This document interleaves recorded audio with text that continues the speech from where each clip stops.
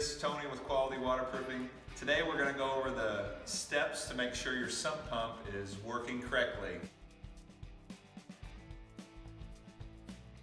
First step to make sure your sump pump is working correctly is always make sure there's power to your outlet. Always make sure your breaker is on. If for some reason it is tripped, you can flip it back on and then you can go over to your outlet and double check that you have power. Now that we know we have power to our sump pump, we want to make sure the pump is actually working correctly. So if you come in here, I'll show you.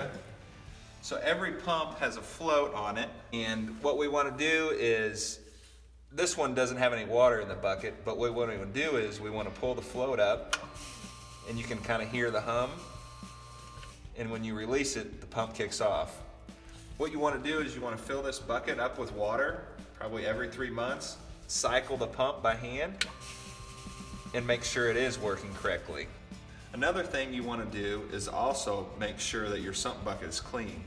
This sump bucket has weep holes, and sometimes dirt gets pushed through there during a rainstorm and over time, and it could silt in the bottom of your bucket. So we figure out the first two things. We know we've got power, we know our sump pump's working. We want to make sure that there's no obstructions in the pipe. You need to come outside, make sure there's no cracked pipes, nothing is going to impede the water flow out of your house. So that's how you make sure your sump pump is operating correctly. Check back with us later for more tips on how to keep your basement dry.